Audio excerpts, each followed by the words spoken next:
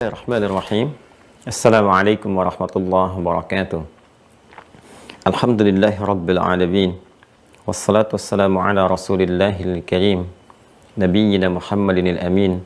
Wa ala alihi wa sahbihi wa dhurriyyatihi wa ummatihi ila yaumiddin. Wa ba'd. Saudara-saudariku, berjumpa kembali dengan bermohon pada Allah Subhanahu wa taala. Semoga Jumat subuh ini kita diliputi dengan keberkahan, dirahmati Allah Subhanahu wa taala, dilindungi, disehatkan dan dibimbing untuk menata jalur kehidupan kita sehingga dapat lebih baik dibandingkan hari-hari sebelumnya yang telah kita lalui. Semoga saudara-saudari kita yang berkehidupan sampai detik ini dan belum beriman mendapat bimbingan Allah Subhanahu wa taala untuk mampu bersyahadat sebelum wafat kembali kepada Allah. Semoga para pelaku maksiat dan mungkin juga kita termasuk di dalamnya diberikan oleh Allah Subhanahu wa taala cahaya di dalam jiwa untuk melembutkan hatinya agar dapat bertobat dan kembali pada jalan-jalan kebaikan. Subuh kali ini kita akan melanjutkan bahasan tentang bagian dari hikmah-hikmah kehidupan yang terkait dengan pendekatan kita kepada Allah, sehingga dengan itu memudahkan jalan hidup kita di dunia ini, jalan meraih keberkahan dan rahmat Allah untuk mendapatkan bekal terbaik sebelum berpulang kepada Allah Subhanahu wa taala. Kita akan mencoba untuk meneruskan bagian dari pembahasan tentang fikih doa yang pekan lalu telah kita uraikan dari hari Sabtu dan Ahad. Kita akan coba tajamkan sehingga kita bisa lengkapi di hari-hari kemudian. Di pertemuan yang lalu telah kita bahas tentang bagaimana percepatan dalam doa, bagaimana aturan-aturan dalam berdoa. Sekarang kita akan masuki pada ruang dan waktu yang mustajab, tempat dan waktu-waktu yang diisyaratkan dalam Al-Quran, juga hadis-hadis Nabi Muhammad SAW, yang dengan itu menyambungkan dengan cepat untayan-untayan doa yang kita panjatkan ke arsy ilahi, yang dengan itu menghadirkan jawaban-jawaban juga yang cepat seperti yang kita harapkan sesuai dengan kebutuhan kita. Kita akan keluarkan beberapa tempat dan keadaan di dalam Al-Quran, juga hadis-hadis Nabi Muhammad SAW, yang dengan itu memberikan satu pedoman kepada kita bagaimana cara terbaik kita berdoa, di mana kita mesti berdoa untuk mempercepat pengabulan kita, dan waktunya seperti apa, serta bagaimana keadaan yang harus kita tampilkan. Ini kurang lebih poin-poin pokok bahasan yang subuh ini coba kita akan pelajari bersama.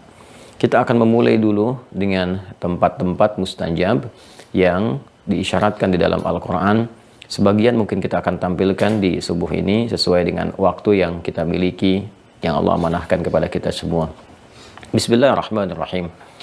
Terdapat beberapa tempat di dalam Al-Quran yang diisyaratkan terkait berkelindan dengan doa. Bahkan sebagiannya langsung ditunjukkan dengan respon cepat dalam pemberian yang bahkan belum dimintakan secara lisan. Yang pertama, kita akan ambil tempat yang umum didapati dulu dan bisa diakses umumnya oleh setiap kita dan terbuka bagi setiap kalangan dengan keadaan-keadaan dan batasan-batasan tertentu yang berlaku tentunya di tempat yang dimaksudkan. Yang pertama adalah masjid.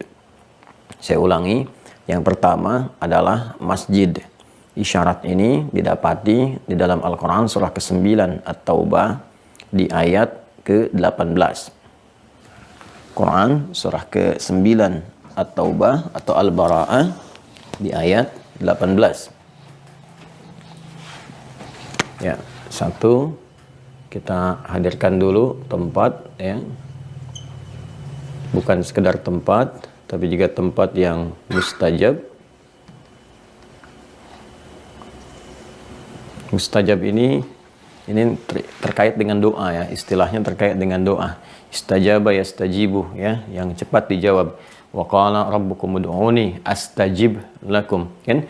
Allah berfirman, dan berdoalah kepada Rabbmu, gitu kan? Mintalah kepada Allah Subhanahu wa taala, maka kata Allah, aku akan jawab.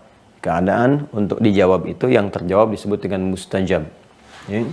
Yang pertama, terdapat isyarat, ya, isyarat di Quran surah ke-9 At-Taubah ya, atau Al-Bara'ah di ayat 18. Di sini diisyaratkan masjid, ya. Allah berfirman, innama ya'muru masajidallahi man amana billahi wal yaumil akhir wa aqamas salah. Ini highlight ya. Wa aqamas salah wa ataz zakah wa lam yakhsha illallah fa asa ulaika ay yakunu minal muhtadin. Oke, ini jaminannya di akhir, isyaratnya di awal. Innama ini menggunakan adatul hasri, huruf pembatas ya, membatasi satu informasi atau hukum tertentu. Jadi kalau ada satu ayat menyampaikan satu informasi, baik perintah, larangan, ataupun berita kepada kita semua, diawali dengan kata innama, maka informasi yang akan disampaikan terbatas ya hukumnya pada berita yang diterangkan di ayat itu saja, diikat hukumnya di situ. Ya, prakteknya bagaimana? Misal, kalau kita bawa ke nuansa fikih misalnya kan, kita sering ditanya berapa golongan yang berhak menerima zakat itu. Ya, mustahik zakat. Kita katakan 8. Ya, kemudian 8 itu di mana saja? Ada di Quran surah ke-9 At-Taubah ayat ke-60. Innamas shadaqatu lil fuqara wal masakin wal 'amilina 'alaiha wal mu'allafati qulubuhum wa fir riqab wal gharimin wa fi sabilillah wa ibnis sabil. 8 jumlahnya. Boleh nggak saya berikan itu di luar aspek yang 8 ini? Yatim kan nggak disebutkan di sini. Boleh nggak saya berikan? Nah, maka kita jawab, kalau yatimnya kualifikasinya sesuai dengan yang 8 ini, misalnya yatim yang fakir, yatim yang miskin, boleh. Tapi kalau tidak terkait dengan yang ini, yatim dia kaya, misalnya kan, yatim dia hartanya berlimpah, ya, maka tidak masuk dalam kategori ini. Hanya boleh disalurkan pada 8 kategori saja. Kenapa? Karena ayatnya diikat dengan innama. Pun demikian teman-teman sekalian, ayat tentang masjid ini ya, yang menunjukkan keistimewaannya, yang menunjukkan keutamaannya, yang menunjukkan satu hal yang luar biasa yang membedakan dengan tempat-tempat lain, itu diikat dengan kata innama. Seakan-akan semua ini hanya ada di masjid, ya kan? Kemuliaan-kemuliaan dimaksudkan terikat di masjid. Apa yang dimaksudkan di sini? Innama ya'muru masajidallah. Nah ini sungguh yang memakmurkan, yang mampu memakmurkan, ya kan? Masjid-masjid Allah itu, rumah-rumah Allah itu terbatas. Nah, jadi kemakmuran masjid itu diikat, hanya tertentu saja. Ini yang mampu memakmurkan masjid, ya. Yang memakmurkan masjid itu, teman-teman sekalian, itu bukan meramaikan ya, dalam tanda petik, terbatas meramaikan. Kalau cuma rame di berbagai tempat juga bisa rame. Di stadion rame gitu kan, di pasar bisa rame. Ya, ya'muru itu juga akarnya dari kata amara, ya, sesuatu yang melahirkan manfaat, ya.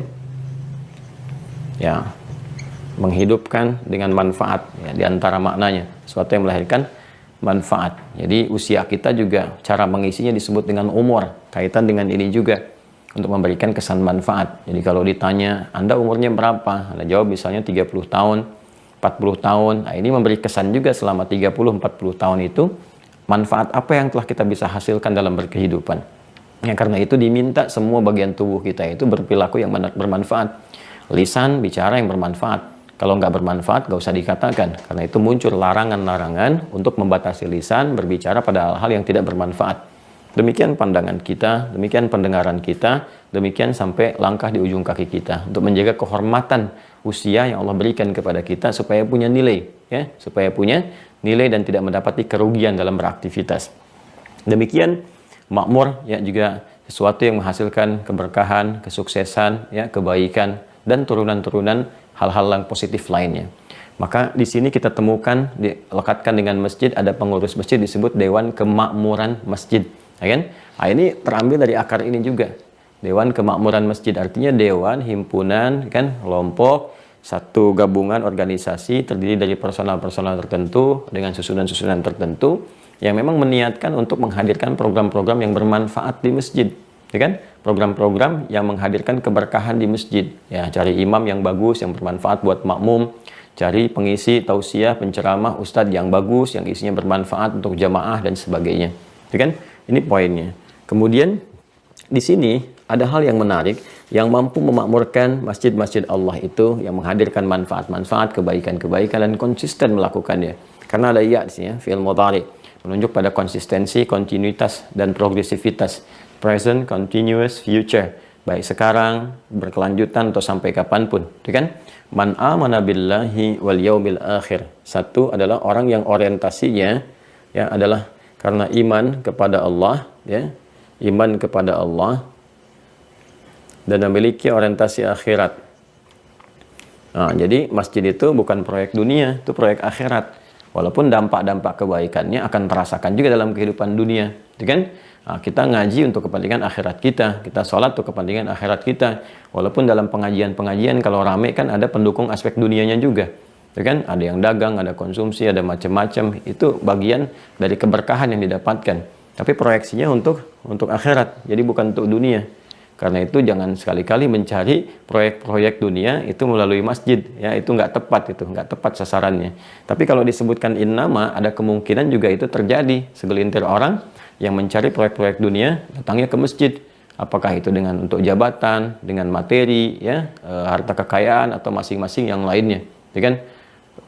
Ya tidak sedikit kan orang-orang cari dukungan kan dalam pemilu misalnya atau pilkada dan sebagainya, datangnya ke masjid. Itu tidak dibenarkan karena masjid nggak terkorelasi dengan urusan-urusan dunia yang tidak ada hubungannya dengan akhirat sama sekali, kan?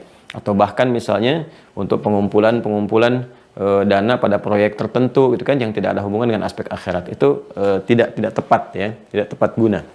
Maka yang mampu memakmurkan masjid Allah itu nanti yang iman kepada Allah, yang orientasi hidupnya akhirat. Nanti ini ada feedbacknya, ya, ada feedbacknya dalam kehidupan. Nah, apa manfaat kita meningkatkan iman kepada Allah Subhanahu Wa Taala? Manfaatnya dengan iman itu akan melahirkan cahaya, nuruhum yas'a baina aydihim wa bi aymanihim. Seperti sering saya ulas di pertemuan yang lalu. Cahaya ini yang membimbing kita berperilaku, ya. Karena itu ahli masjid yang sering ke masjid, ya, yang benar ke masjidnya, yang 5 waktu itu ngejar ke masjid, itu Masya Allah akan terdapat perubahan perilaku dalam dirinya. Kalau nggak percaya silakan ya, ahli masjid itu ya itu akan berbeda. Real masjid dengan Real Madrid itu akan berbeda. Jadi akan lain penampakannya gitu, ya. Dari bersikapnya beda, tutur bicaranya lain. Karena dia ada pendapatan dari kekuatan iman dalam dirinya yang melahirkan cahaya-cahaya bagi tuntunan kehidupan. Kalau orientasi ke masjid itu benar, ya, karena iman kepada Allah juga untuk proyeksi akhiratnya, itu pasti akan ada perubahan. Apapun status sosial yang melekat pada dirinya, mau pejabatkah, birokratkah, pokoknya kalau sudah ke masjid itu pasti baik. Makanya orang tua kita dulu, para ulama-ulama kami juga, guru-guru kami mengajarkan, ya, kalau ada orang-orang yang perilakunya kurang baik itu di Timur Tengah itu selalu diminta ke masjid deh. Ya, pernah saya dengar cerita waktu di Tripoli itu, guru saya cerita ada 3 anak yang sulit diatur, sering diadukan orang tuanya kepada guru-gurunya. Lalu dipanggil oleh Syekh ini lembut baik gitu kan, dan anak itu mau datang, tiga orang itu. Begitu datang, ya guru itu mengatakan, Syekh itu mengatakan, "Nggak usah gelisah gitu kan, tenangkan dulu hatinya gitu kan, nggak usah khawatir. Sekarang gini, kalian bebas mengerjakan apa yang kalian inginkan dengan syarat ke masjid aja dulu 40 hari. Ya, jangan putus gitu, 40 hari berjamaah, jangan putus. Setelah itu terserah kalian mau ngerjain apapun, kalian bebas gitu." Ya mereka senang ya, pikiran mudanya gitu kan, seakan-akan gak ada masalah, ya udah ke masjid lah. Kurang lebih selama 40 hari. Apa yang terjadi? Yang 2 itu ada perubahan. Ya, 2 itu ada perubahan, jadi berubah, jadi lebih bagus, lebih baik dan sebagainya. Yang 1 tetap konsisten dengan kesalahan, ya, yang tadi yang tidak teratur. Maka dipanggil, ya. Kata syekhnya, kamu yang 2, ini dua-duanya pasti ke masjid, ya. Kamu yang 1 pasti nggak konsisten ke masjidnya. Nah, bingung yang 1 ini, ya dia mau mengatakan tidak juga, ya dia nggak bisa menyangkal dengan fitrah keadaan dirinya, artinya menolak. Dia hanya bisa berkata, bagaimana Syekh tahu? Nah, kata syekhnya dikatakan, kalau kamu konsisten, ya ibadah di sana selama 40 hari itu untuk memakmurkan. 40 ini kadang-kadang jadi sesuatu yang unik. Nah, teman-teman sekalian ya, seperti Nabi Musa gitu kan, kemudian mendapatkan bimbingan selama 40 hari gitu kan. Nah, karena itu para ulama juga kadang-kadang menyusun bimbingan-bimbingan yang sekitar 40-an seperti Al-Arba'in, An-Nawawiyah dan sebagainya, ya. Ini sebetulnya gambaran-gambaran untuk bukan masalah jumlahnya 40 ya, tapi lebih kepada konsistensi untuk latihan ya dalam sebulan. Orang kan kalau dalam sebulan saja 30 hari kurang lebih terbiasa pada sesuatu, itu akan membentuk kebiasaan, ya kan? Apalagi kalau ditambah waktunya misalnya sampai 40 hari, 50 hari dan sebagainya ya. Nah, tapi 40 ini batas-batas kematangan termasuk dalam usia juga ya, batas kematangan, kematangan emosional, kematangan berpikir dan sebagainya di usia 40-an. Ya, karena itu di Quran surah ke-46 ayat 15, seseorang yang sudah usia 40 tahun itu sudah harus mulai menata dirinya itu dengan lebih baik, lebih beda dari sebelum-sebelumnya. Ada fase kematangan berpikir, fase kematangan emosional, fase menata kehidupan dan sebagainya. Nah, karena itulah ada beberapa hal-hal yang kadang-kadang terlihat seperti biasa tapi maknanya sangat dalam, ya. Nah, maka anak itu mulai berubah, ya kan? Mulai mengerti dan dia mulai konsisten untuk bisa berada istiqomah ke masjid. Setelah itu jadi orang baik tiga-tiganya. Nah, itu cerita yang kami dapatkan dulu saat di Tripoli, ya. Jadi ini ada feedback gitu. Kemudian yang kedua, wa aqamas shalah. Nah, ini dia. Wa aqamas shalah. Ya. Dan juga yang konsisten menunaikan sholat. Nah, apa kaitan dengan doa? Sholat ini adalah akumulasi dari doa. Karena itu dalam fikih, salat disebut dengan doa. As-salatu hiya doa. Jadi as-salatu lughatan ad-doa. Kan? Hal yang menyambungkan kita secara langsung dengan Allah Subhanahu wa taala. Bukankah kita saat berdoa, gitu kan? Kita terhubung langsung dengan menyebut nama Allah, ya Allah, ya Rahman, ya Rahim, ya Razzaq. Kita meminta sesuai dengan kebutuhan kita. Salat juga demikian. Bahkan kita menghadap ke arah kiblat, menyebut nama Allah dengan pertama kalinya, langsung memujinya dan seterusnya, kan? Sampai dengan kita banyak bermohon di dalamnya.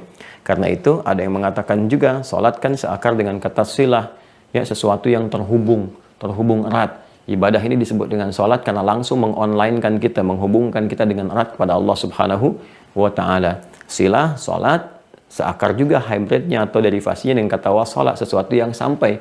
Karena saat kita berdoa di dalam sholat, kita memohon, ya sampailah kemudian itu kepada Allah Subhanahu wa ta'ala. Nah, ini yang menarik ya teman-teman sekalian, sholatnya ini juga itu diikat dengan masjid. Ya, diikat dengan masjid. Jadi, kan dalam kondisi-kondisi tertentu, sholat itu kan ditunaikan ya di tempat-tempat yang bersih, yang suci gitu kan. Bisa di kamar, bisa di tempat kerja, di kantor, dan sebagainya. Tapi ketika ini ditunaikan di masjid, ada keutamaan-keutamaan tertentu. Ada kelebihan-kelebihan tertentu, ya kan? Apa diantaranya? Nah, ini Allah sampaikan. Ini orang-orang yang menunaikan sholat, berdoanya di masjid, dimohonkan langsung pada Allah Subhanahu wa ta'ala dalam kondisi demikian itu pertama disebut pemakmur. Ya, disebut pemakmur. Selain nanti feedbacknya kepada perilaku akan melahirkan perilaku yang baik, perilaku yang bermanfaat, ada juga hal-hal yang terkait korelasi langsung dengan kebutuhan hidupnya. Ya, apa yang dimaksudkan? Ini jawaban dari doa tadi.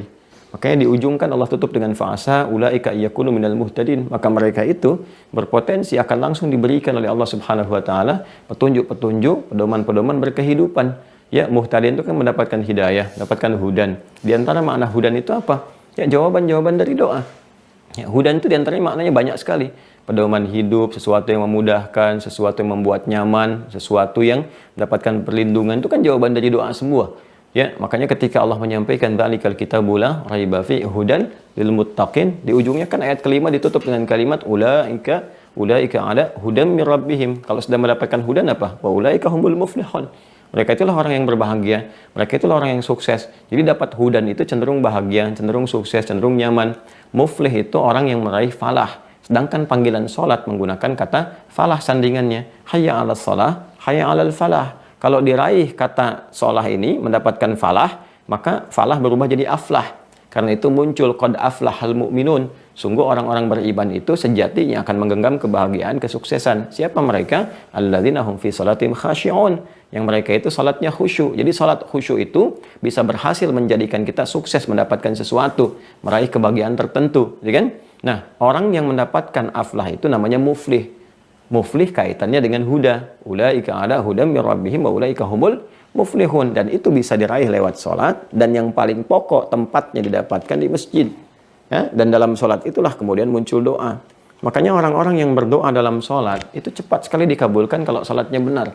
Termasuk kisah Nabi Zakaria nanti alaihissalam yang meminta kepada Allah Subhanahu wa taala dianugerahi keturunan ketika semua manusia mengatakan secara medis dan klinis ini nggak mungkin punya keturunan karena istri beliau divonis monofos dan mandul. Apa yang terjadi? Beliau sholat. Sholat meminta dan dalam sholat ya khusyuk ditunaikan mohon kepada Allah dan diberikan oleh Allah dengan cepat sekali jawabannya. Fanadatul malaikatu wa huwa qa'imun yusalli fil mihrab annallaha yubashshiruka bi Yahya. Ya, jawaban itu turun, disampaikan. akan punya anak, langsung namanya diberikan oleh Allah yaitu Yahya, gitu kan? Dan dalam keadaan sholat beliau meminta, doanya dipanjatkan dalam sholat. Nah, ini sangat luar biasa, gitu kan?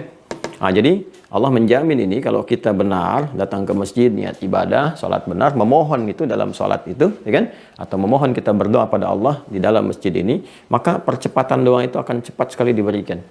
Ya, karena itu dorongan-dorongan untuk menunaikan di masjid itu sangat tinggi sekali. Dari mulai kita melangkah ya ke masjid sudah ada pahala, ya kan? Datang ke masjidnya saja sudah mendapat pahala lagi. Ini Jumat nih, Masya Allah ya. Kita berwudu dengan sempurna, mandi berwudu dengan sempurna. Itu langkahnya saja sudah punya nilai. Ya, langkah pertamanya mengangkat derajat si Allah Subhanahu wa taala, langkah berikutnya menggugurkan dosa-dosa yang kecil-kecil yang kadang tidak disadari bahwa itu salah.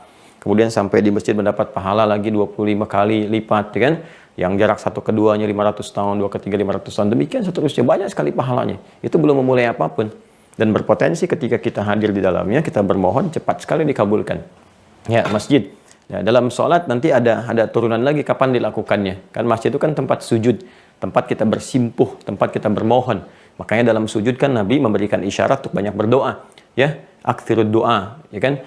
Innama aqrabul abdi min rabbih wa huwa sajidun fa aktsirud doa. Sungguh keadaan terdekat antara seorang hamba dengan Rabbnya, disebutkannya kan Rabb. Rabb itu kan kalimat rububiyah yang memberikan semua perhatian, kemudian penampakan ayat-ayat lewat perawatan, pemberian kebutuhan dan sebagainya. Nah, itu kita hamba dengan Rabb kita, Allah Subhanahu wa taala, keadaan terdekat itu saat bersimpuh, saat sujud. Bukankah semua yang bersimpuh dalam kondisi apapun akan mendapatkan chemistry yang kuat, ya, yang kalau meminta pun cepat diberikan. Nah, kita memohon dengan bersimpuh. Dalam sholat kan kita sujud, dan dalam sujud perbanyak doa. Nanti ada teknisnya. Ada yang dilafadzkan berdasarkan petunjuk-petunjuk dari Nabi, bacaan-bacaan yang dibenarkan. Ada yang kita bisa mohonkan dalam hati kita, gitu kan? Untuk memohon, dan Allah Maha mengetahui kedalaman jiwa kita bahkan sebelum disampaikan. Karena itu tempatnya disebut masjid, tempat bersujud. Ya, dan sujud itu nama lain dari sholat, ruku itu nama lain dari sholat, sujud nama lain dari sholat. Tapi kenapa disebutkan tempatnya melekat dengan sujud, yaitu masjid sebagai gambaran tempat sholat, tapi yang diambil esensinya sujudnya. Karena di sujud itulah kita bersimpuh dengan memohon sepenuhnya, ya kan? Maka dari tempatnya saja sudah memberikan kesan bahwa ini tempat untuk bersimpuh kita mengadukan berbagai hal dalam kehidupan, untuk bermohon, untuk meminta dan sebagainya. Karena itu para ulama dulu itu, ya mereka banyak sekali yang menghabiskan waktunya di masjid untuk memohon taufik Allah, meminta kebaikan-kebaikan, minta petunjuk, minta perlindungan, ya, menyembuhkan segala hal. Untuk makna as-somad itu tempat bersimpuh, tempat bermohon, tempat segalanya. Para ulama banyak sekali. Imam Al-Bukhari itu menulis kitab Al-Bukhari, ya, Sahih Al-Bukhari, ya kan? Al-Jami' As-Sahih itu kan 16 tahun. Itu sebelum dituliskan itu kan beliau juga melakukan apa? Sholat. Ya, setiap satu akan menuliskan sholat dulu. Di mana? Di masjid. Kan memulai di Masjidil Haram, berakhir kemudian di Masjid Nabawi. Dibagi dua oleh beliau. Dan beliau menjadikan itu sebagai hujjah, ya, bekal terbaik untuk bertemu dengan Rasulullah SAW. Kalimatnya kan sangat populer. Aku akan menjadikan ini sebagai hujjahku saat berjumpa dengan Rasulullah. Nah, ini pesan yang sangat kuat, inspirasi yang sangat dalam.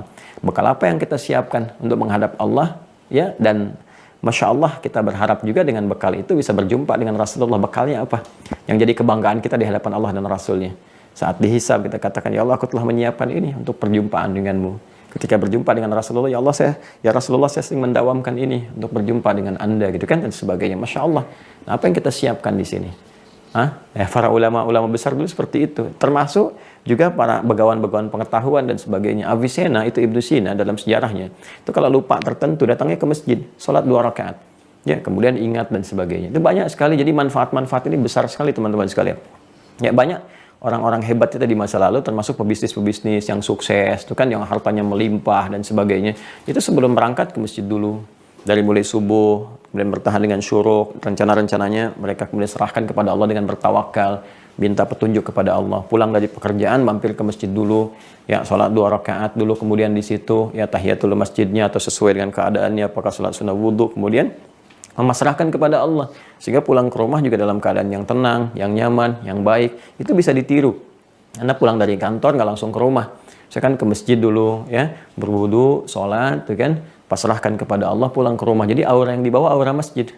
Aura masjid kan aura ketenangan, aura kenyamanan. Anda masuk aja udah beda suasananya, lain. Jadi suasana penat di jalan, tuh kan, suasana bising, suasana penat di pekerjaan, itu bisa netral kembali. Ya, ketika kita hadir di suasana-suasana yang memberikan ketenangan dan kedamaian dalam jiwa kita. Ini tempat yang pertama, teman-teman sekalian.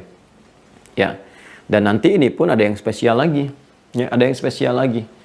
Misal, semakin masjid itu punya kualitas tinggi dengan pahala yang besar, semakin cepat juga terkabul di bagian-bagian dalamnya. Contoh misalnya Masjid Al-Haram. Ya.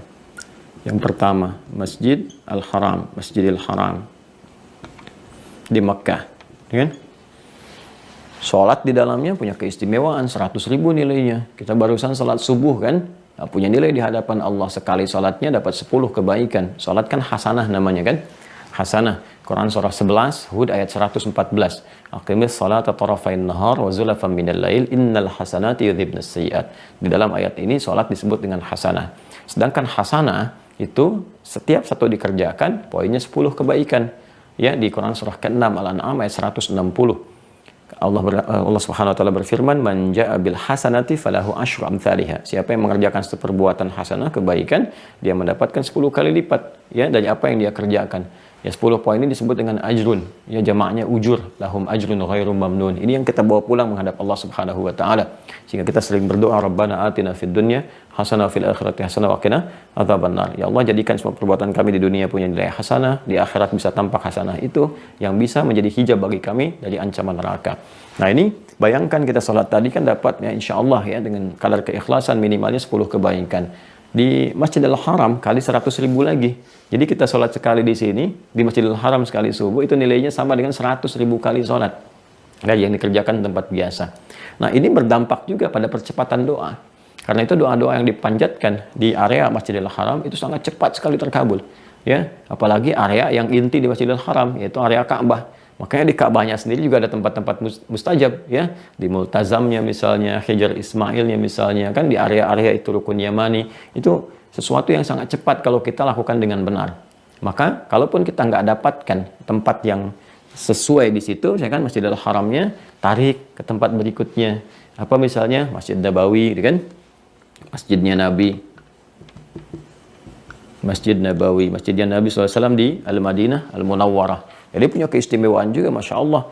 Berkali-kali lipat kita kalau ibadah di situ dapat 10.000 kebaikan gitu kan. Kita kerjakan, nilainya tinggi sekali, doa juga cepat. Di situ ada raudhah, gitu kan. Raudhah yang sangat luar biasa di antara makam Nabi, rumah Nabi dengan mimbar, itu sesuatu yang sangat cepat dikabulkan. Bahkan di batas-batas tertentu dalam Masjid Nabi SAW itu sangat luar biasa. Percepatan doa, dan sudah banyak yang melakukan dan sudah banyak yang bisa mendapatkan manfaat-manfaat kebaikan itu. Kemudian kalau kita tarik lagi teman-teman sekalian, ada Masjid Al-Aqsa di Palestina. Ya. Masjid Al-Aqsa. Al-Aqsa. Ya. Di Palestina ya, bukan yang di BSD. Ini yang dapat 1000 kebaikan ya, dapat 1000 kebaikan Masjid Al-Aqsa, dan itu luar biasa ya. Bukan hanya situs-situs para nabi, bagaimana Nabi Ibrahim kemudian di awal dakwah menata nabi-nabi yang lain hadir sekitar tempat yang berkah. Bahkan keberkahannya juga diisyaratkan dalam Al-Quran. Surah 17 ayat pertama itu kan. Subhanalladzi asra bi'abdihi laylan minal masjidil haram ilal masjidil aqsa alladzi barakna haulah. Diberkahi sekelilingannya. Karena itulah doa-doa yang dipanjatkan di dalamnya itu mustajab. Cepat sekali ya. Mustajab. Jadi ini sesuatu yang kemudian kita jaga. Masyair, tempat-tempat yang mengagungkan risalah, yang menggetarkan jiwa. Ya, masyair itu kan bukan sebagai simbol, tanda, tapi juga bisa menggetarkan jiwa. Makanya ketika kita datang ke Masjidil Haram, kan getaran jiwanya beda. Ya, dari jauh aja udah kerasa kan. Dari jauh tuh kerasa tuh. Ya, dan saya juga sering mengalami ya, kalau kita datang ke sana tuh dari jauh udah merasakan, sejak di bandara, sejak di pesawat kan. Bahkan yang menarik pun orang-orang yang merasakan banyak kesalahan, termasuk kita pun merasa banyak salah gitu kan. Tapi ada orang-orang tertentu yang bicara, ngobrol dengan kita itu getarannya tinggi gitu. Tiba-tiba datang bersimpuh, nangis, macam-macam, bisa berubah, bisa tiba-tiba 180 derajat berubah perilaku dan sebagainya. Itu luar biasa, getaran yang tinggi. Makanya disebut dengan masyair. Masyair di Quran surah kedua ya, di Al-Baqarah itu kan dari ayat 198 disebut dengan Masy'aril Haram, tempat-tempat yang bisa menghadirkan getaran kepada jiwa ya. Masyair itu banyak nanti sekitaran haram itu. Nanti ada Muzdalifah, ada di Arafah dan sebagainya. Dan puncaknya ini kan terkait di Masjid Al-Haram karena ada Ka'bah di dalamnya. Ya, demikian juga Masjid Nabawi. Masya Allah, kecintaan kita kepada Rasulullah SAW memberikan getaran tertentu, kehusyuan kita dalam sholat dan sebagainya itu terasa sekali, ya. Terasa. Bahkan kalau kita dengar kisah kan Bung Karno sendiri ya bagaimana pada saat itu dengan kebesarannya, pengaruhnya ya di dunia internasional dan sebagainya. Ketika mendekat ke Masjid Nabawi, apa yang terjadi? Kan beliau melepaskan lencananya, turun dari kendaraannya, berjalan dengan sangat tawadu gitu kan, datang bermohon, berdoa dan sebagainya. Jadi bisa kebesaran yang sangat luar biasa itu, ya aura yang sangat luar biasa, kedahsyatan yang sangat tinggi bisa menggugurkan semua pangkat-pangkat keduniaan yang bahkan paling diagungkan, dihormati dalam keadaan-keadaannya. Siapa pemimpin dunia yang tidak tawadhu masuk ke Masjidil Haram, masuk ke Masjid Nabawi dan sebagainya. Demikian Masjid Al-Aqsa. Ya, karena ini masy'arillah gitu kan. Hal yang bisa menggetarkan jiwa, mendekatkan kita kepada Allah Subhanahu wa taala, ya kan? Rumah Allah yang di situ kiblat. Bagaimana kita kemudian bisa bermohon kepada Allah Subhanahu wa taala, ya. Kita bisa menghadap dalam kebaikan, ya kan? Ini kiblat pertama bagi umat Islam.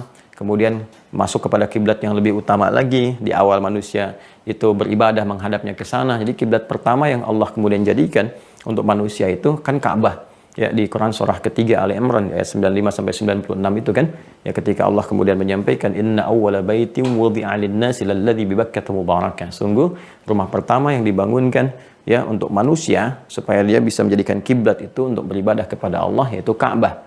Ya. Nanti dalam periode-periode tertentu kemudian diberikan penghormatan kepada Masjid Al-Aqsa ya untuk menunjukkan keagungan, kebaikannya, kita menjadi kiblat sementara bagi umat Islam, dan pada akhirnya dikembalikan kepada kiblat yang utama yaitu Ka'bah di area Masjid Al-Haram, dan semuanya punya keistimewaan, punya kebaikan.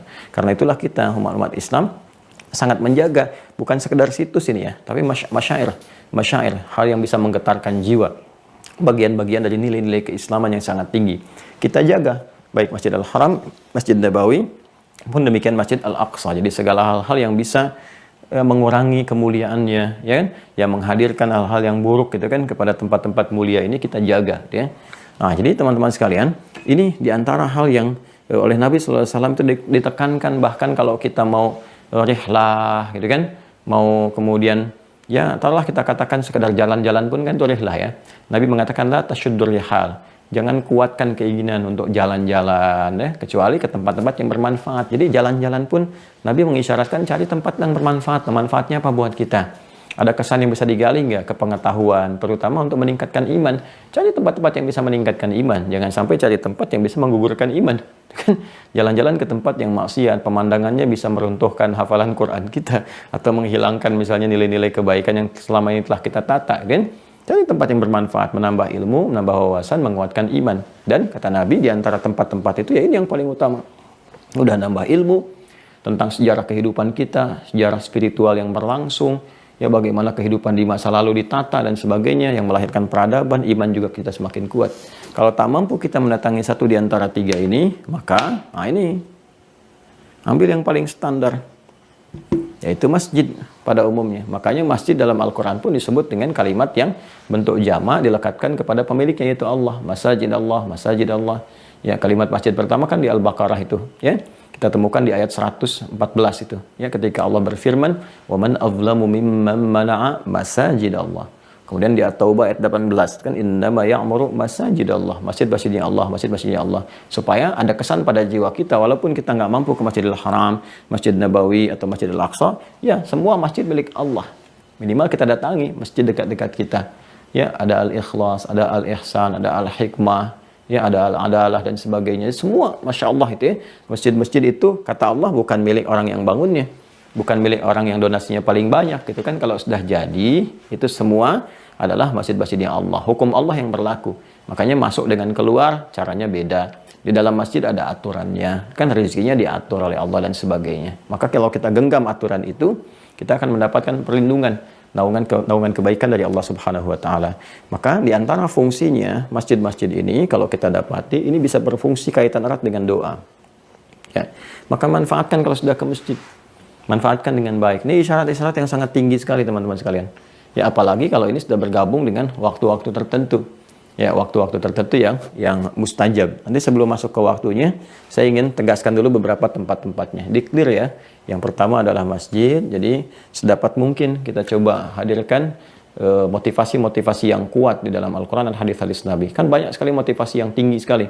Ya, kalau ke masjid kita mendapatkan ini, gitu kan. Kalau kita diminta kuat untuk berjamaah, gitu kan. Apalagi tetangga masjid. Di antara hikmahnya apa? Balik ke kita lagi.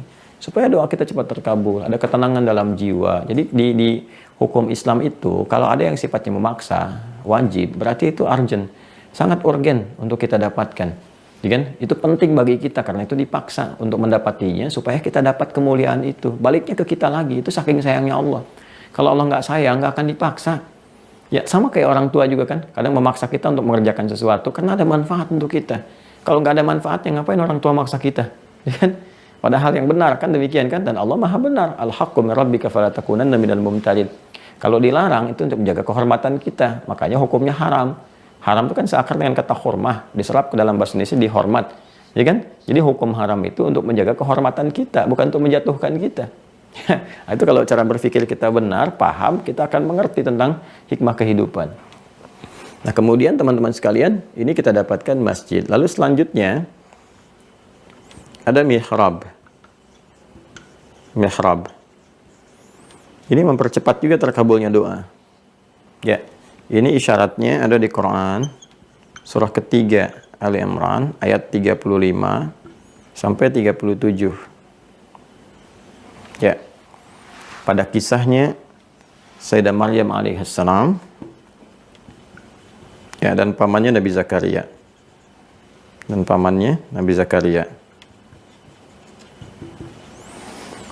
Maryam ini anaknya Imran, kan?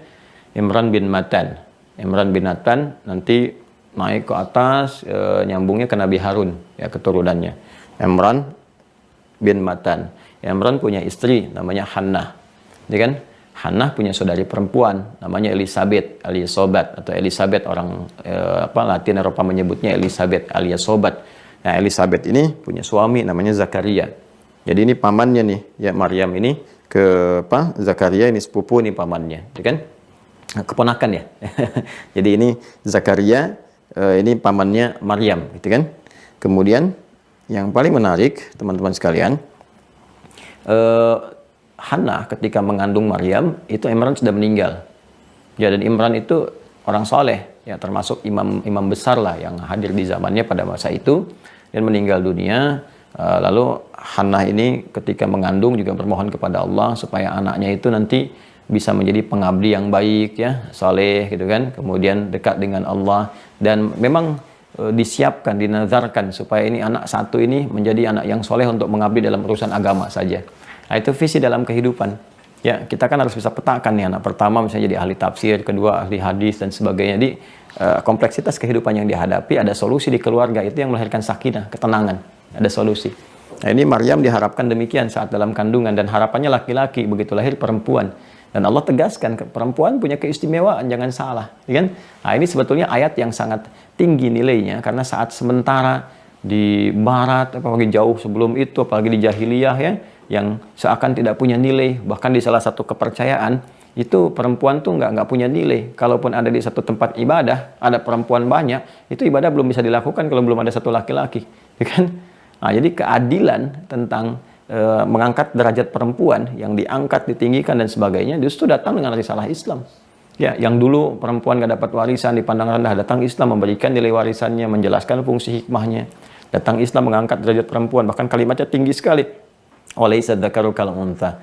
Ya, falamma wada'at faqalat rabbi inni wada'tuha untha wallahu a'lamu bima wada'at walaysa dzakaru kal untha. Hei, jangan salah. Jangan kau pandang rendah, perempuan punya keistimewaan yang nggak sama dengan laki-laki. Di situ ada keadilan Allah Subhanahu wa taala. Ada fungsi hidup yang nggak bisa diselesaikan laki-laki di perempuan. Ada fungsi hidup yang nggak bisa diselesaikan perempuan di laki-laki. Dipasangkan untuk membangun harmoni. Karena itu pasangan ini disebut dengan zauj, yang saling melengkapi. Nggak bisa berdiri sendiri, ya, couple. Jadi saling melengkapi, ya, kalau dipisahkan justru nggak enak dilihat. Ya, sesuatu yang berpasangan itu kan saling melengkapi. Ya, sendal tuh, kanan dengan kiri kan nggak bisa disamakan. Karena itu nggak boleh kita mengatakan persamaan laki-laki dan perempuan. Nggak sama. Berbeda yang berkeadilan. Awas ya, sama dengan adil itu beda. Nggak boleh semua beban diberikan dengan sama. Nggak bisa tugas-tugas tertentu disamakan laki-laki perempuan, nggak bisa. Ada fitrahnya. Fitrah. Terus kalau mau disamakan beban laki-laki misalnya yang lebih kepada tenaga, yang kuat, tampilan yang kuat, wibawa yang khusus, lalu ingin diberikan pada perempuan akan jadi aneh, akan jadi beban. Apalagi tugas-tugas khusus perempuan misalnya, mengandung, menyusui, memberi ASI, pengen di cover sama laki-laki, ya merubah fitrah gitu. Ya jadi udah kalau laki-laki laki-laki aja, perempuan perempuan aja, jangan dipaksain, ya. Nama Nia aja, nggak usah jadi Kurniadi gitu kan. Kurniadi aja, nggak usah dinia-niain kan. Udah, karena ada fungsi hidup yang memang nggak bisa saling harus disamakan. Jadi persamaan gender itu isu-isu yang justru meruntuhkan harkat dan martabat kemanusiaan baik laki-laki atau perempuan, ya kan. Jadi itu harus dipahami, itu udah fitrah. Ya justru menolak fitrah hidupnya malah susah. Ya menolak fitrah hidupnya malah susah. Tapi aku kan laki-laki yang terperangkap dalam jiwa perempuan. Alah, udah nggak usah, udah bahasa-bahasa yang nggak jelas. Udah gitu ya, udah perempuan aja, laki-laki aja. Semua punya kebaikan-kebaikan tersendiri. Nah, ini lahirlah Maryam. Ya. Kemudian yang paling menarik ditata itu. Semua berebut ingin merawat Maryam karena memang waktu itu diprediksi bahwa diharapkan ada anak yang saleh, yang lahir, yang tumbuh mulia. Karena bapaknya imam besar, kan semua pengen banyak merawat. Sekarang aja kalau ada anak-anak kan ayahnya meninggal gitu kan, atau ibunya meninggal dan sebagainya, semua kan pengen gitu kan, karena ada sifat kasih yang dalam di manusia itu ya, kepada bayi-bayi yang masih suci, yang fitrahnya itu kan suci. Makanya di konvensi internasional juga nggak boleh menyakiti anak-anak tuh dengan kelembutan dan kesuciannya, ya kan? Makanya saya sering juga merasakan gitu, kalau kita mau marah sama anak kecil itu susah. Kenapa? Allah aja nggak marah kok. Anak ini belum balik, belum dihisab. Terus kita ini sudah balik, sudah dihisab. Kita yang banyak dosa mau marah kepada anak tak berdosa, kan jadi bingung gitu. Ya, jadi bingung. Makanya agak susah juga gitu ya, kecuali mengarahkan pada hal-hal yang sifatnya lebih positif. Ya balik ke sini ya. Maryam tumbuh, akhirnya kemudian dirawat oleh Zakaria pamannya sendiri. Ya, dari jalur mahram yang lebih dekat. Kemudian juga ilmunya sangat luar biasa, saleh, pintar. Jadi kita juga kalau mau nitipkan anak pada guru ya cari yang pintar dan soleh, ya kan? Kalau yang pintar aja banyak, yang soleh kan terbatas, ya kan? Tapi kalau soleh saja nggak pintar juga bermasalah gitu kan? Karena butuh bimbingan-bimbingan yang kuat dalam kehidupan. Maka dirawat ini. Nah yang menarik kemudian seperti amanahnya Imran sebelumnya ditata dengan baik, dibuatkan tempat yang khusus untuk diabdikan, untuk mengabdi. Maka dikhususkan mihrab untuk Maryam. Mihrab. Ya. Dan ini baru terjadi di zamannya, seorang perempuan mengabdi untuk agamanya gitu kan dibuatkan mihrab khusus. Ya itu yang sangat menarik pada saat itu. Nah, nanti kunci mihrabnya dipegang oleh pamannya ini, Zakaria alaihi salam. Di semua kebutuhan-kebutuhan diberikan oleh Zakaria, ditata dari kecil betul, disiapkan. Ya, yang menarik apa? Ketika semua ini disiapkan, diberi nama yang terbaik, Maryam gitu kan, untuk mendekatkan dirinya kepada Allah Subhanahu wa taala. Kemudian diniatkan dengan kuat, dicarikan guru yang bisa mendampingi sekaligus mengajarkan, dibuatkan tempat yang mendekatkan kepada Allah Subhanahu wa taala. Maka apa respon yang terjadi dalam Al-Qur'an? Turun jawaban. Perhatikan jawabannya teman-teman sekalian. Ini saya 35 ini dari mulai ibunya mengandung ya. Idz qalat imra'atu Imran rabbi inni nadartu laka ma fi batni muharrara fataqabbal minni. Saya ceritakan tentang Maryam ya. Kemudian 36-nya itu saat lahir perempuan, 37-nya itu terkait dengan setelah dia punya mihrab. Nah, apa yang terjadi? Diterima oleh Allah Subhanahu wa taala semua ikhtiar orang tua itu. Ikhtiar ibunya, ayah sebelumnya, kemudian juga melibatkan pamannya dan orang sekitarnya. Fataqabbalaha rabbuha. Tuh yang turun sifat rububiyah. Sekali lagi sifat rububiyah menggunakan kalimat Rabb, perawatan, pemberian kebutuhan, itu kan perlindungan dan sebagainya. Fataqabbalaha rabbuha biqabulin hasanin wa ambataha nabatan hasana. Fataqabbalaha rabbuha biqabulin hasanin wa ambataha nabatan hasana wa kaffalaha Zakaria. Kullama dakhala 'alaiha Zakaria al-mihrab. Ya kan? Wajada 'indaha rizqa. Maka semua ikhtiar orang tua ini dan kerabat ini diterima oleh Allah Subhanahu wa taala. Kalau Allah sudah terima, maka Masya Allah, Allah yang akan merawat sepenuhnya, memberikan segala kebutuhan dan sebagainya. Jadi tugas kita ini, para orang tua, itu hanya menghadirkan ikhtiar terbaik, berproses, menyiapkan. Nanti biarkan takdir Allah yang berjalan. Kalau kita ikuti semua pedoman berkehidupan ini, dengan hukum-hukum yang telah Allah tetapkan, pasti Allah menepati janji. Ya, Quran surah ketiga ayat 9, Innallaha la yukhliful mi'ad. Allah nggak mungkin mengingkari janji. Pasti diberikan.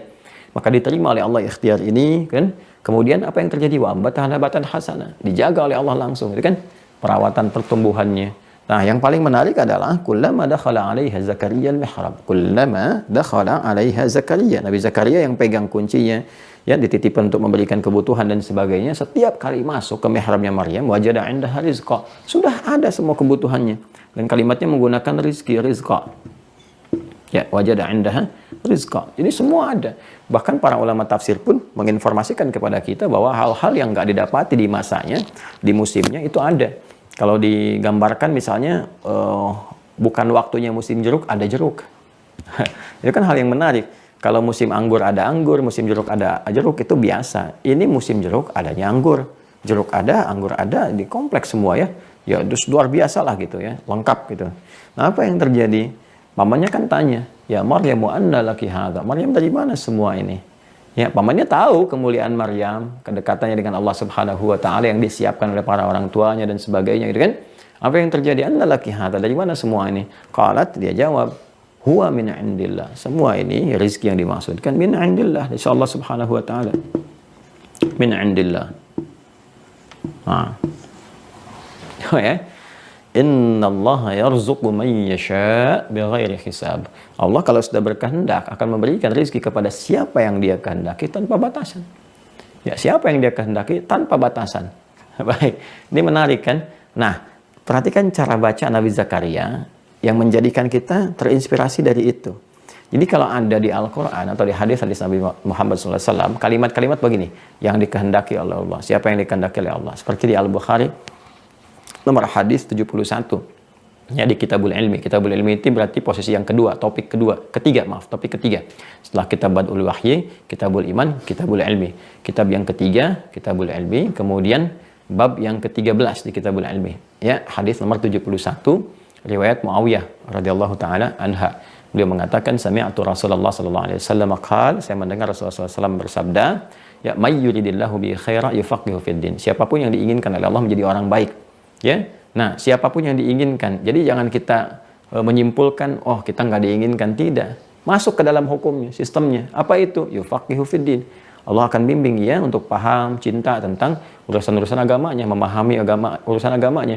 Jadi kalau dia sholat, dia berusaha untuk memahami, ya kan, bacaan, gerakan dalam sholat sehingga bisa mendukung kekhusyuan dia dalam sholatnya. Demikian amalan yang lainnya. Jangan sampai haji, tawaf, gitu kan, wukuf, nggak ngerti yang dilakukan, nggak ngerti yang dibaca. Dia berusaha. Nah, itu ketika dia punya hasrat demikian, hasrat mengaji walaupun jauh, dia online, dia coba gunakan kuota untuk bisa belajar. Orang lain kuota dipakai TikTokan, orang lain kuota dipakai main media sosial dan sebagainya. Dia gunakan untuk ngaji. Itu sesuatu yang bisa mendatangkan cinta Allah, kan? Nah, ini juga kalimatnya indah nih. Kata Maryam alaihissalam, innallaha yarzuqu man yasha' bighairi hisab. Allah akan memberikan rezeki tanpa batas kepada siapa yang dikehendaki. Kita jangan menyimpulkan cuma Maryam saja, bukan. Kalimat ini justru membawa kesan kepada kita untuk masuk dalam lingkup yang dikehendaki Allah itu. Nah, Nabi Zakaria membaca ini. Karena itu beliau menyimpulkan, wah gitu kan, saya pun harus bisa masuk dalam hal yang dikehendaki itu. Ya, maka apa yang terjadi? Beliau membaca tentang rezeki ini. Rezeki itu kan pemberian yang sifatnya luas, bukan hanya berupa materi saja, tidak. Ya, keturunan itu rezeki, ketenangan itu rezeki. Jangan dibatasi rezeki pada uang, makanan, pakaian, tidak. Ketenangan rizki, kan, keturunan rizki. Maka apa yang terjadi? Beliau pun kemudian bermohon di mana? Di mihrabnya Maryam itu. Minta kepada Allah. Mintanya di sini, di mihrab ini. Ya, dari mana taunya? Lanjut ke ayat 38 sampai 39-nya. Hunalika da'a Zakaria rabbah. Di sana di mihrab itulah kemudian Nabi Zakaria langsung bermohon kepada Allah. Qala rabbi habli min ladunka dzurriyyatan thayyibah. Kan? Maka beliau bermohon, ya Allah, ya disebut namanya Al-Wahhab, dan Rabbi habli, ya Allah yang maha pemberi tanpa batas, yang tidak punya batasan dalam pemberian. Mereka mengatakan, aku nggak mungkin punya keturunan, aku terbatas, maka aku mohon kepadamu yang tidak punya batas dalam pemberian. Anugerahkan kepadaku keturunan dari sisimu saja, engkau pasti mendengar doaku. Ya, kalau yang pada maha mendengar, pada maha pemberi tanpa batas belum terkabul juga, mohon berikan aku jalan, ya Allah. Dengan cara apa lagi aku mesti memohon? Apa yang terjadi? Ketika dimintakan itu teman-teman sekalian, dan itu dimintakannya lewat apa? Lewat sholat nih, kesini lagi. Ya, dan sholat itu kan mengandung makna apa? Doa. Selalu nyambung. Ya, selalu nyambung. Maka apa yang terjadi? Fanadathul malaika, ayat 39-nya. Fanadathul malaikatu wa huwa qa'imun yusalli fil mihrab. Ini. Annallaha yubashshiruka bi Yahya. Ya, maka tiba malaikat menyerukan, menyampaikan, kan, membawa pesan dari Allah secara langsung, disampaikan bahwa Allah mengabulkan doamu, kau akan punya anak, langsung namanya dari Allah Yahya, ya, yang berkehidupan. Saat orang memvonis istrimu tidak mungkin mengandung, melahirkan bayi yang hidup, kata Allah nggak ada yang mustahil, lahir dan hiduplah, namanya Yahya. Ya, nah ini teman-teman sekalian, di mana? Di mihrab. Nah, karena itulah kemudian tempat imam di masjid itu disebut mihrab, karena diharapkan imam dapat berdoa mewakili makmumnya dan cepat terkabulkan oleh Allah Subhanahu wa taala.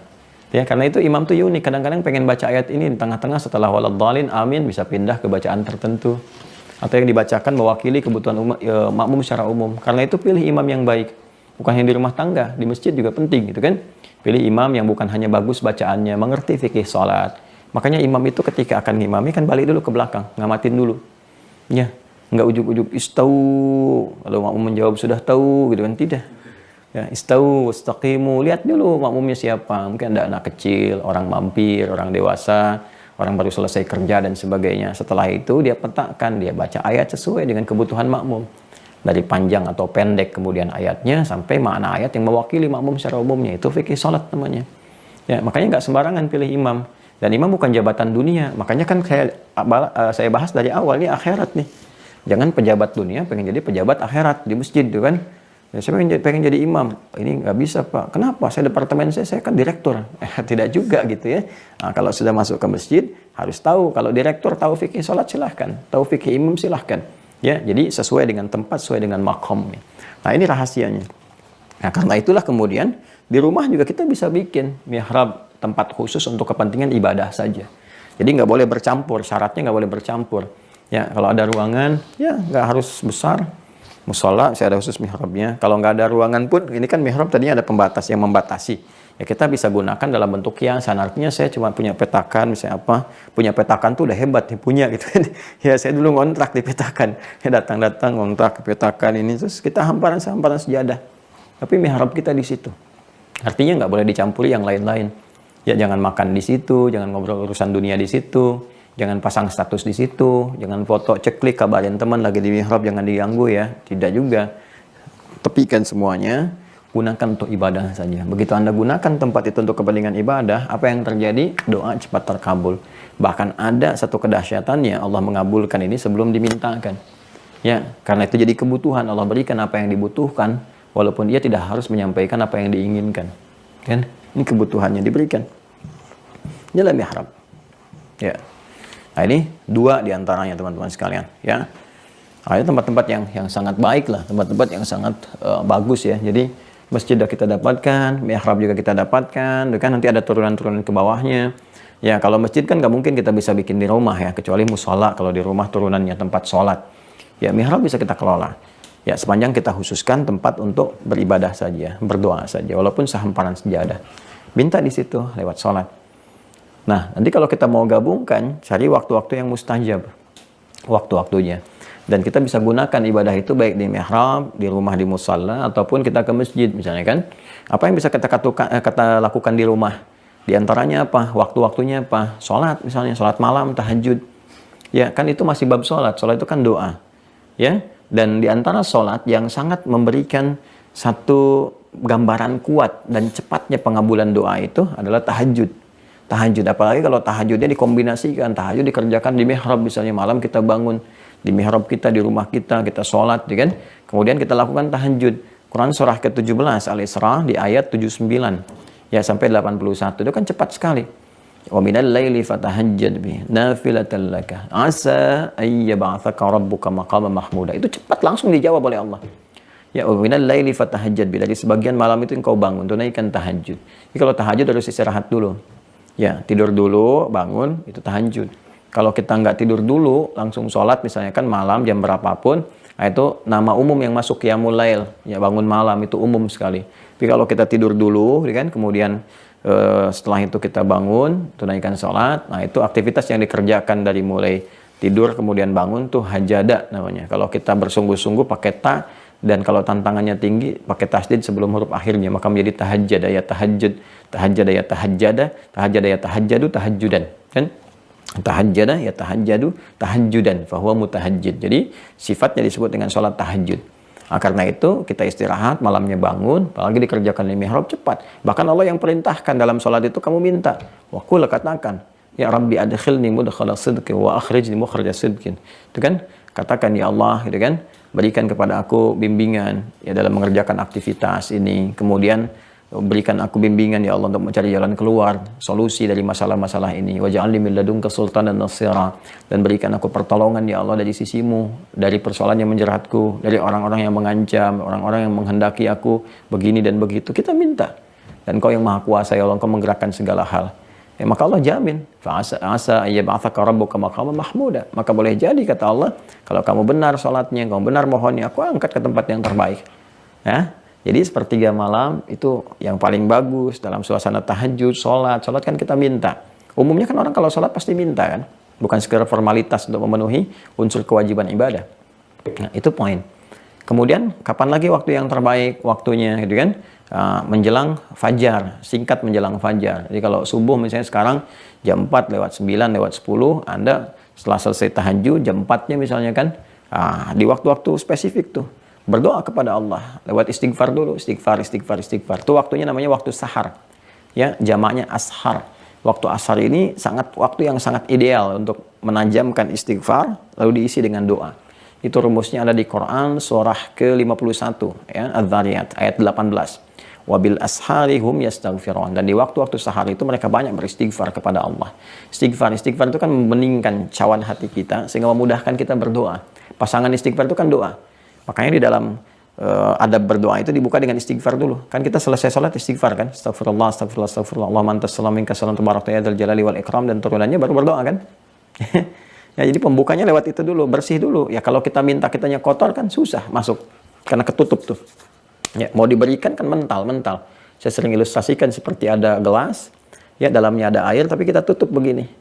Nah, sedangkan dosa itu kan penutup, naktah sauda di hadis Muslim. Jadi kalau kita tutup begini terhijab, ya Allah mau kabulkan diberikan tapi mental karena tertutup dengan cawan dosa ini. Harus kita buka dulu, dihabiskan dulu. Nah, membuka itu dengan taubat. Pembuka taubat itu istighfar.